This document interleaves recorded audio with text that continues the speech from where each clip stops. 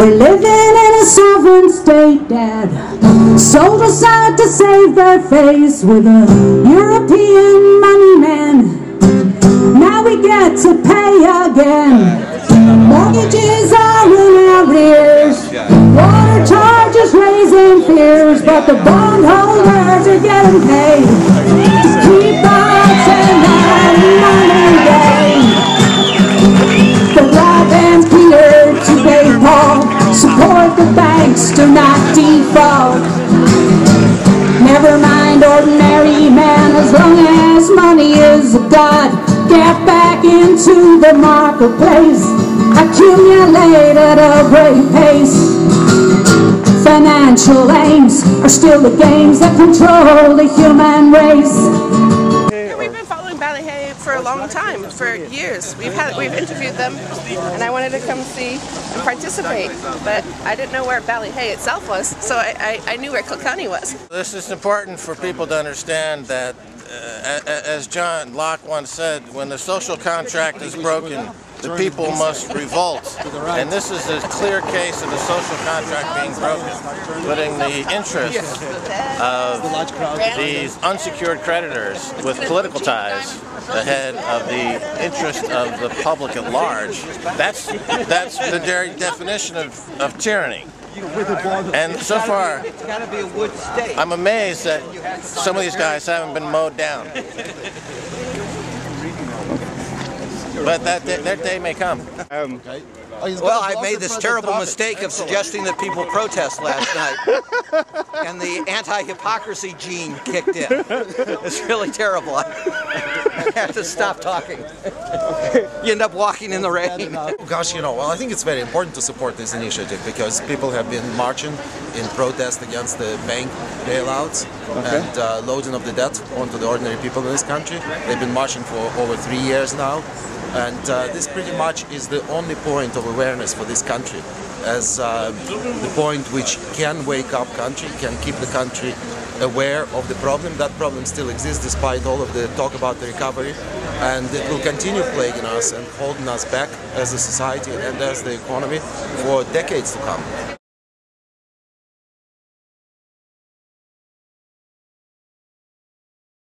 Only man I didn't get yet.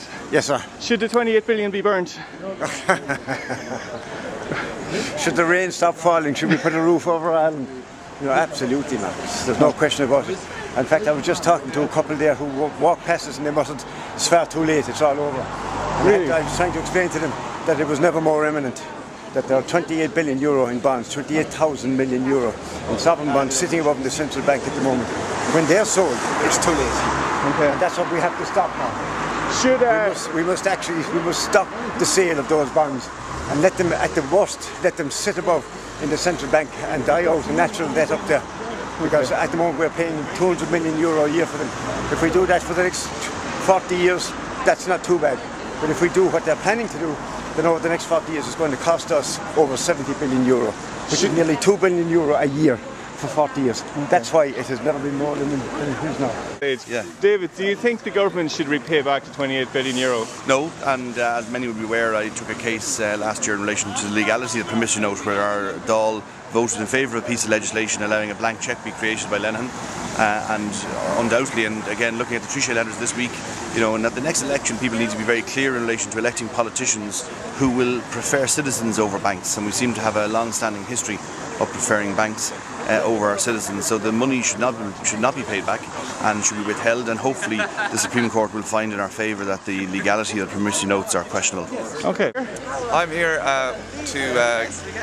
I never go on marches normally, but this is one march that always struck me as hugely important because they've been going for a year and a half, 2 years. Okay. And I think it's kept a spirit of Irish protest going all through the time, so nobody was marching, and now it kind of joins up a little bit with the water charges protests that are going on as well, so I think it's very worth supporting. I'm very aware of how little people know generally. I'm very impressed this weekend that every talk, all the meetings I've gone to, sessions we've gone to, have been absolutely jammers. So people do want to know, they're aware that things aren't quite right, they're aware that there's an impact on democracy that's happening, and they just can't figure out how to work it. There's no alternatives now. Fine Gael, Fianna Fáil and Labour are all the same, and we're looking for another group, something to follow, somebody to follow and lead us out of this morass. You're did you here with Ballyhea? Well, I'm here because I'm here for Kilkenomics, and I supported Ballyhea for all the years I've heard about it. How many is it now? 2? It's over 3. Over 3, yeah, it's great. I'm here for the Kilkenomics Festival. I heard about the Ballyhea March, and it's great to spread it around the country a little, and I totally support the demand for an end to the bank bailout. It was a criminal conspiracy against the Irish people, and it ought to be overturned. Now, should Irish people have to pay 42% of European debt?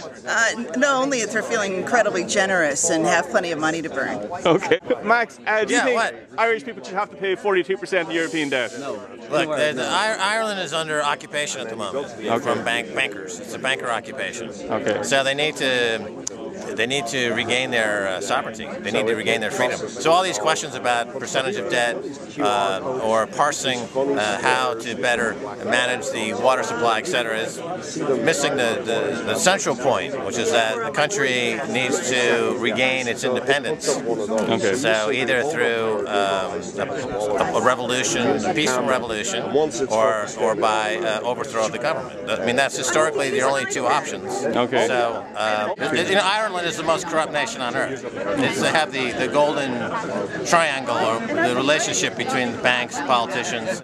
But actually Belgium, Holland, Germany, they've all bailed out Britain. They've all bailed out their banks, and it's not included in those figures. Okay. But not included in those figures either is the 20 billion euro that was taken out of our pension reserve fund.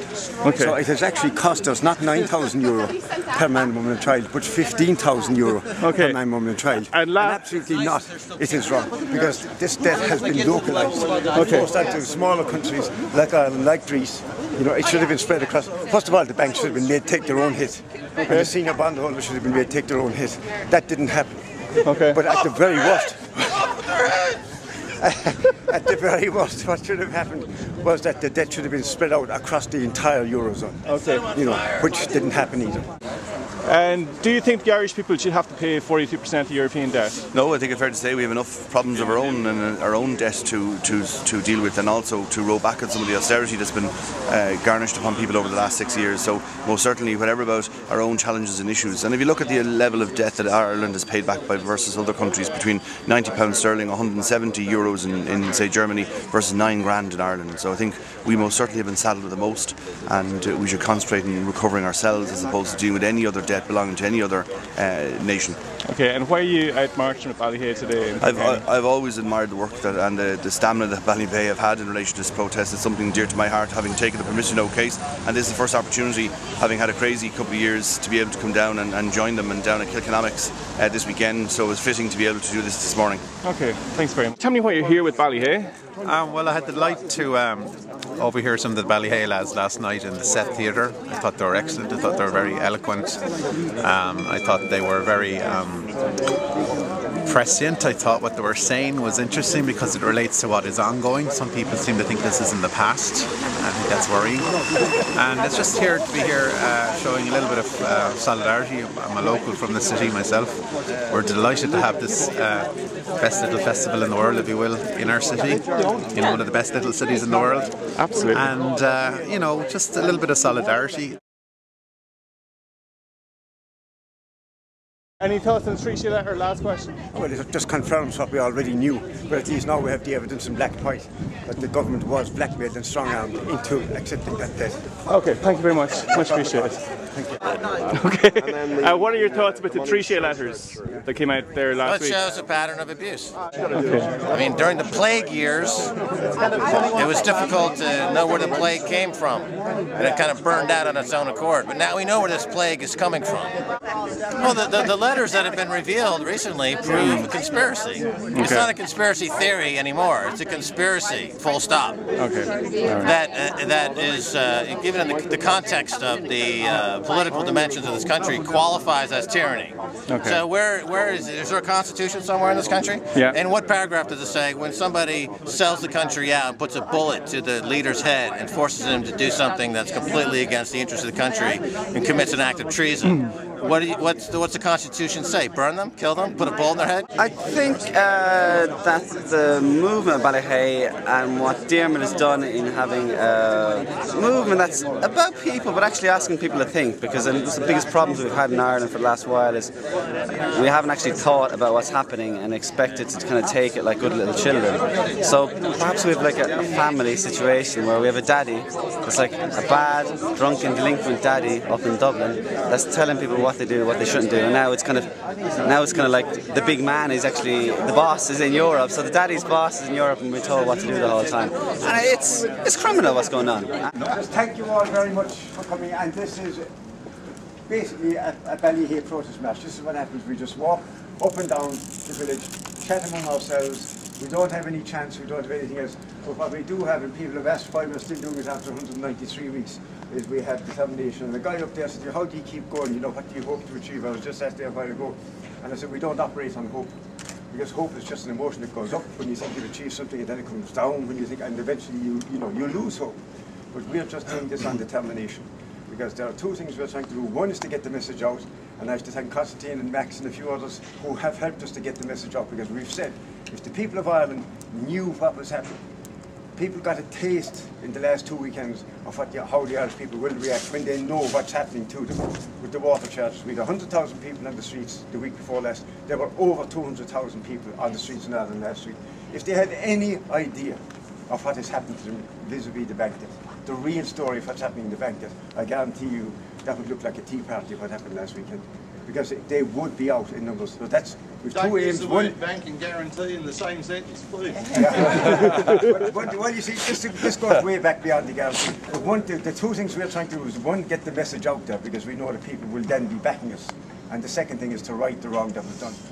And thank you very much for your contribution here today, and it counts. So you can all, I'm giving out certificates here. There's a little certificate here, and if you, I'll sign my name in this thing, and if you present it above the Patrick Conan at the Central Bank, he'll allow you to push the button that destroys the first 500 million euro. That's going to happen. So thank you all very much. We're going in for a cup of coffee.